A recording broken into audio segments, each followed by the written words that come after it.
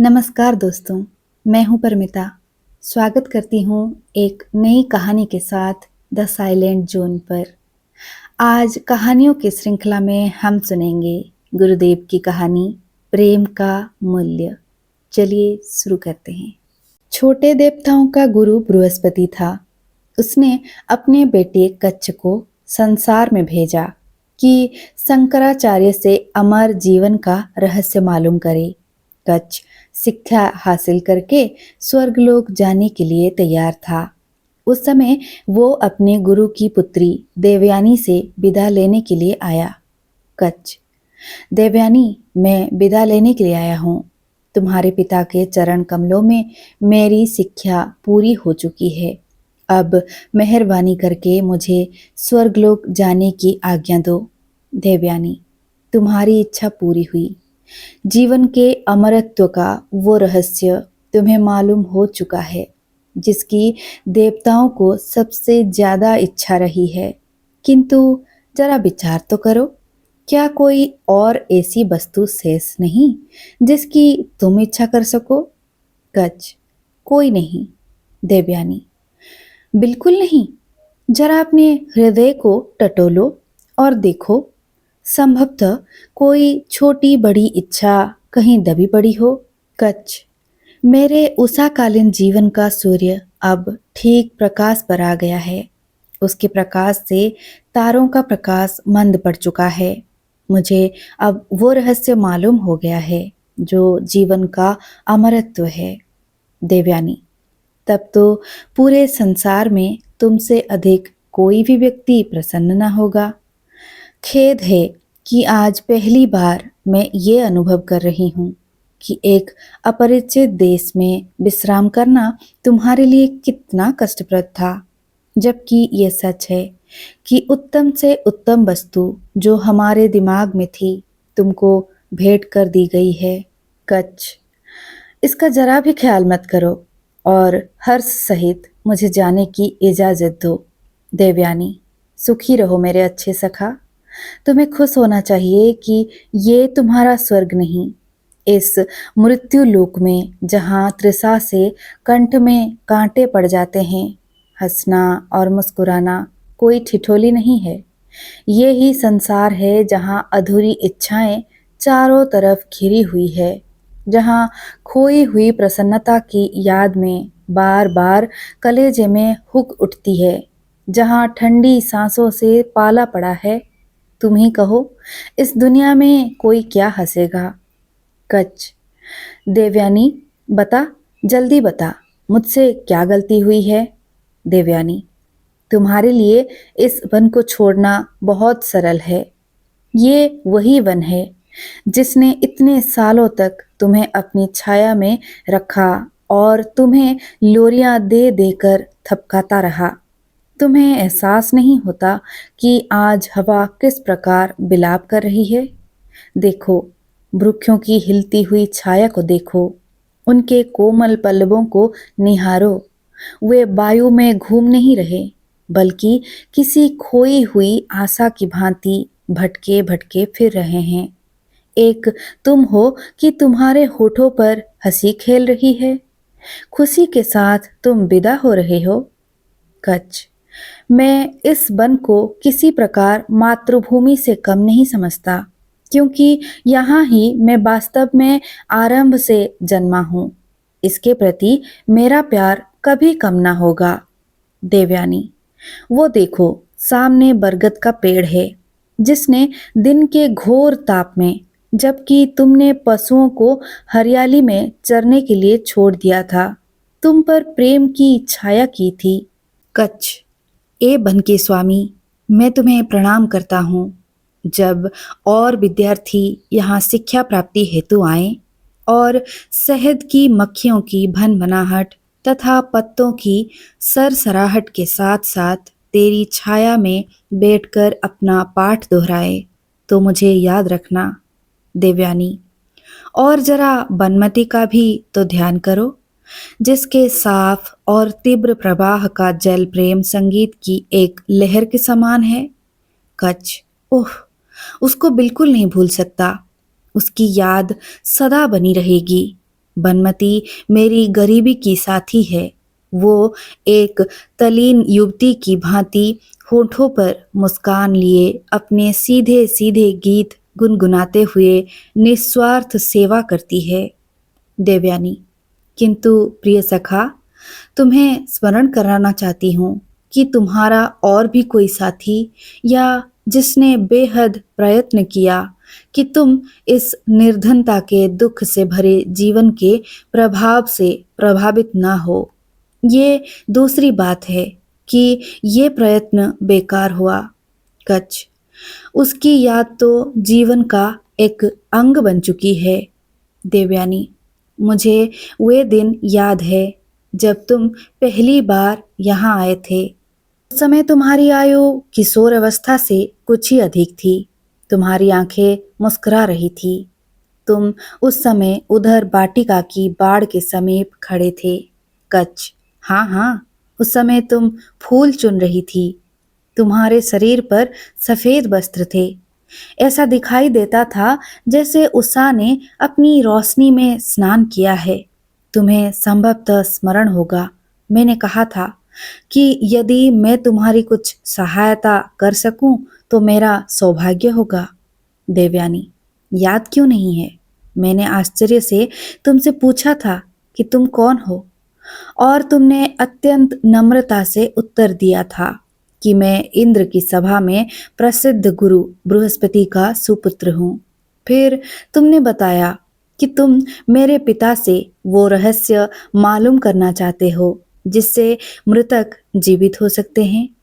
कच, मुझे संदेह था कि संभव है तुम्हारे पिता मुझे अपने शिष्य रूप में स्वीकार न करें। देवयानी, किंतु जब मैंने तुम्हारी स्वीकृति के लिए समर्थन किया तो इस विनती को अस्वीकार न कर सके। उनको अपनी पुत्री से इतना अधिक प्यार है कि वो उसकी बात टाल नहीं सकते। कच, और जब मैं 3 बार विपक्षियों के हाथों मारा गया तो तुम ही ने अपने पिता को मजबूर किया था कि मुझे दोबारा जीवित करे। मैं इस भलाई को बिल्कुल भुला नहीं सकता। देवयानी, भलाई? यदि तुम इसको भुला दोगे तो मुझे बिल्कुल दुख ना होगा। क्या तुम्हारी स्मृति केवल लाभ पर ही नजर रखती है? यदि यही बात है तो उसका विस्मृत हो जाना ही अच्छा है। रोजाना पाठ के पश्चात शाम के अंधेरे और शून्यता में यदि साधारण हर्ष और प्रसन्नता की लहरें तुम्हारे सिर पर बीती हो तो उनको स्मरण रखो। उपकार को स्मरण रखने से क्या लाभ? यदि कभी तुम्हारे पास से कोई गुजरा हो जिसके गीत का एक चुभता हुआ टुकड़ा तुम्हारे पाठ में उलझ गया हो, या जिसके हवा में लहराते हुए आंचल ने तुम्हारे ध्यान को पाठ से हटाकर अपनी ओर आकर्षित कर लिया हो, अपने छुट्टी के समय में कभी उसको अवश्य स्मरण कर लेना। परंतु केवल यही, और कुछ नहीं। सौंदर्य और प्रेम का याद न आना ही उचित है। कच, बहुत सी वस्तुएं हैं जो शब्दों द्वारा प्रकट नहीं की जा सकती। देवयानी, हाँ हाँ, मैं जानती हूँ। मेरे प्रेम से तुम्हारे हृदय का एक एक अणु छिद चुका है, और यही कारण है कि मैं बिना संकोच के इस सच को प्रकट कर रही हूँ कि तुम्हारी सुरक्षा और कम बोलना मुझे पसंद नहीं।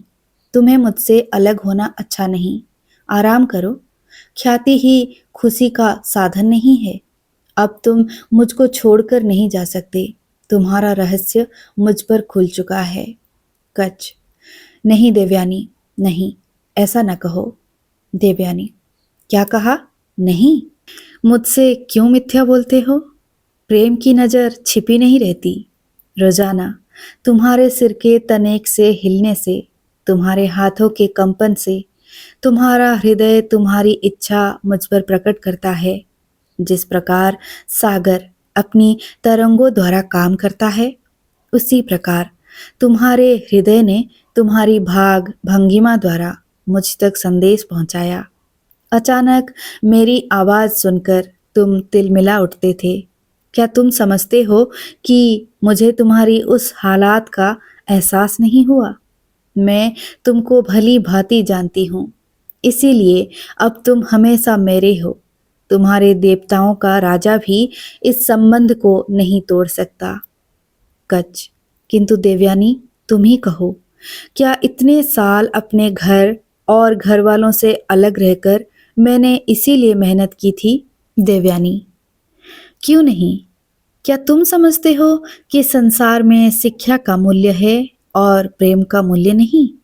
समय नष्ट मत करो, साहस से काम लो और ये प्रतिज्ञा करो, शक्ति, शिक्षा और ख्याति की प्राप्ति के लिए मनुष्य तपस्या और इंद्रियों का दमन करता है। एक स्त्री के सामने इन सब की कोई कीमत नहीं।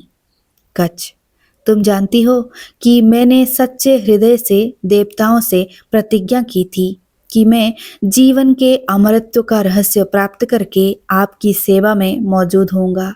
देवयानी, परंतु क्या तुम कह सकते हो कि आंखों ने पुस्तकों के अलावा और किसी वस्तु पर नजर नहीं डाली? क्या तुम ये कह सकते हो कि मुझे पुष्प भेंट करने के लिए तुमने कभी अपनी पुस्तक को नहीं छोड़ा? क्या तुम्हें कभी ऐसे अवसर की खोज नहीं रही कि संध्या काल मेरी पुष्प वाटिका के फूलों पर जल छिड़क सको? शाम के समय जब नदी पर अंधकार का बितान तन जाता, तो मानो प्रेम अपनी दुखित खामोशी पर छा जाता। तुम घास पर मेरे बराबर बैठकर मुझे अपने स्वर्गिक गीत गाकर क्यों सुनाते थे? क्या ये सब काम उन षड्यंत्रों से भरी हुई चालाकियों का एक भाग नहीं, जो तुम्हारे स्वर्ग में क्षमा करने योग्य है? क्या इन बनावटी युक्तियों से तुमने मेरे पिता को अपना न बनाना चाहा था? और अब विदाई के समय धन्यवाद के कुछ मूल्यहीन सिक्के उस सेविका के ओर फेंकते हो, जो तुम्हारे छल से छली जा चुकी है। कच, घमंडी औरत, वास्तविकता को प्रतीत करने से क्या लाभ? ये मेरा संदेह था कि मैंने एक विशेष भावना के वश तेरी सेवा की और मुझे उसका दंड मिल गया, किंतु अभी वो समय नहीं आया कि मैं इस प्रश्न का उत्तर दे सकूं कि मेरा प्रेम सत्य था या नहीं, क्योंकि मुझे अपने जीवन का उद्देश्य दिखाई दे रहा है। अब चाहे तेरे हृदय से आग की चिंगारियां निकल निकल कर संपूर्ण वायुमंडल को आच्छादित कर ले, मैं अच्छी तरह से जानता हूँ कि स्वर्ग अब मेरे लिए स्वर्ग नहीं रहा। देवताओं की सेवा में ये रहस्य तुरंत ही पहुंचाना मेरा कर्तव्य है, जिसको मैंने कठिन परिश्रम के पश्चात प्राप्त किया है। इससे पहले मुझे व्यक्तिगत प्रसन्नता की प्राप्ति का ध्यान तनिक भी नहीं था। माफ कर देवयानी, माफ कर। मैं सच्चे हृदय से क्षमा का इच्छुक हूँ।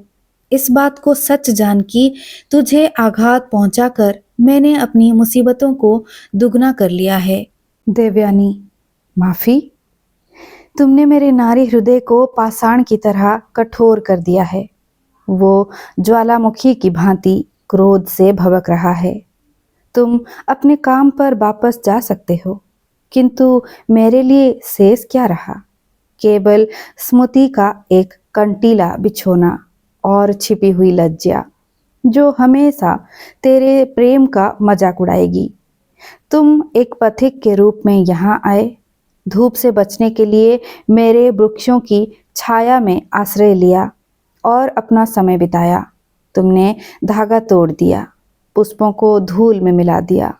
मैं अपने दुखित हृदय से श्राप देती हूँ कि जो शिक्षा तुमने प्राप्त की है, वो सब तुम भूल जाओगे। दूसरे व्यक्ति तुम्हारे से ये शिक्षा प्राप्त करेंगे, किंतु जिस प्रकार तारे रात में अंधियारे से संबंध स्थापित नहीं कर पाते, बल्कि अलग रहते हैं, उसी प्रकार तुम्हारी ये विद्या भी तुम्हारे जीवन से अलग रहेगी। व्यक्तिगत रूप में तुम्हें इससे कोई लाभ न होगा, और ये केवल इसीलिए कि तुमने मेरे प्रेम का अपमान किया और प्रेम का मूल्य नहीं समझा। कहानी समाप्त हुई। कहानी कैसी लगी हमें ज़रूर बताइए। मैं फिर मिलूंगी एक और नई कहानी के साथ। आप बने रहिए द साइलेंट जोन पर। विदाई। जय जगन्नाथ।